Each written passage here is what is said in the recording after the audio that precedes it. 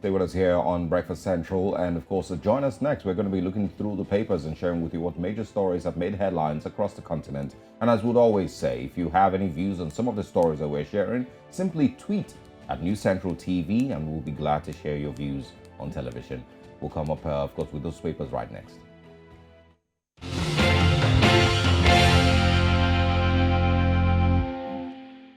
We're starting in Kenya on the Daily Nation. Share with you what stories have made headlines there. It says, going for the last of the Mois. That's the big one that you can see right there on your screen. And of course, it's still with regards to the elections. It says, decision 2022, Gachagao yesterday led an army of UDA politicians in Rongai campaigns. President-elect William Ruto has waged a bruising battle against the Moi dynasty, snatching the Rift Valley political mantle from the former president, and in the recent elections, also kicking out Gideon from the Baringo Senate seat. Now he has his guns trained on Raymond in the Rongai MP elections, and more of this on page 10 of the Daily Nation. Also, governors-elect take over in countrywide swearing-ins. IEBC tables result forms to counter rigging claim. Of course, I remember a few days ago it was announced that Raila Odinga had approached the court with regards to Kenyan elections. Concerns as public wage bill crosses 500 billion shillings mark for the first time. And also Kenya Airways post 9.8 billion shillings loss on fuel and inflation cost. A few other stories, or just one or two, says Cooper demands increase of school fees. Inflation. Teachers Union says prices of commodities have gone up significantly since the last review of fees, and now it wants the Ministry of Education to push the extra burden of running schools to parents. That story is on the back page of the Daily Nation. All right, now let's bring the conversation back to Nigeria, looking at the Blueprint newspaper. On the front page of the Blueprint, at the top of the paper, we can see that the UNILAG Senior Staff Association of Nigerian Universities, as well as the Non-Academic Staff Union, back to trenches, vow to continue strike. Federal government's undertakers ready to take over universities, ASU alleges. Now, the big story here is talking about the 2023 presidency. Wike will work for Tinubu, and this is said by Masari. Confirms London parley with APC presidential candidate. Buhari for APC candidate, not defectors. Others, says presidency, were unperturbed. Mood in PDP, excellent. And this is by IU and Bala. That's interesting. Let's have issue-based campaigns. Uba Sani says. NILDS cautions Nigerians against sentiment. Details of this on page 6.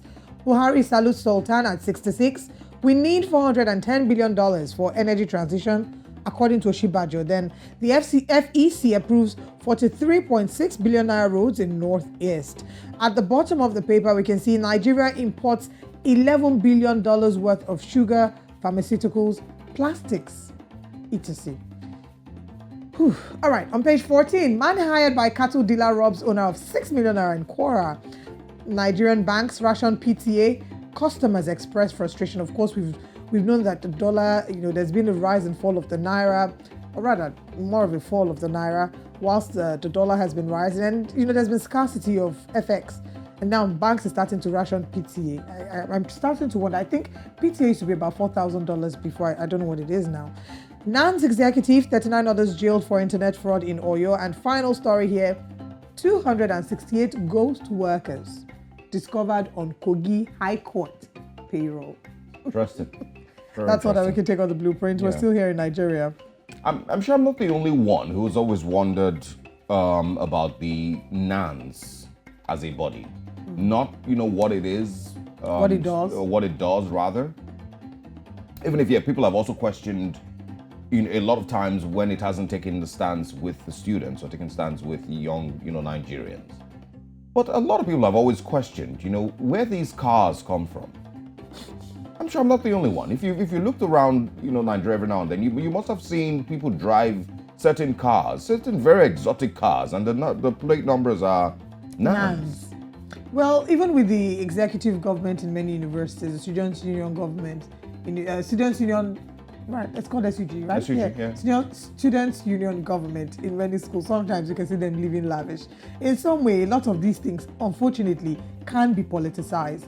They go in with good intentions, but as with many, establishments, they can easily be politicized And I mean, your answer to the question about Nans driving exotic cars has probably been answered. We've seen here that 39 of them have been jailed for internet fraud in Oyo State, popularly known as Yahoo Yahoo. There's no smoke without fire. Yeah.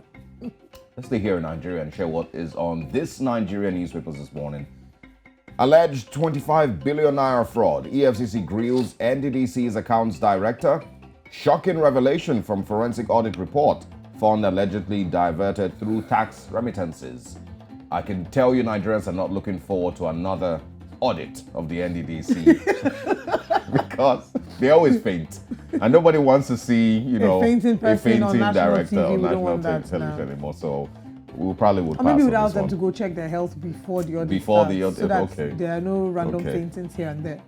Wike Lambas Lamido, cohorts for causing PDP's defeat in 2015. Poverty encouraging vote buying, UN Women Country Rep says, and that's on page 13. Nance executive bags jail term for 195 million naira internet fraud. And also bury your dead within 3 days, IPOB tells Ndibo. Pipeline surveillance, Pandef warns northern youths against provoking crisis in Niger Delta. Those are the stories that we have on this Nigeria this morning. Now let's take the conversation to Namibia. On the front page of the Namibian, we have a story here that says, clash over Chief Riruaku's fishing profits. And we can see the stats there, the fishing quota payments from 2014 to 2018. It's been 8 years and they're still waiting. Company has no cooperation with the lawyers who are assisting the family to speed up the process. There is still another story. It says there was a clear attack on us. Dumped IPC hits back and SWAPO grabs seats on city management committee. And the final story here says, my brother died in my arms. Brother of man who died after NDF fitness tests recalls last month. I can't imagine the trauma that he and his family would have to go through.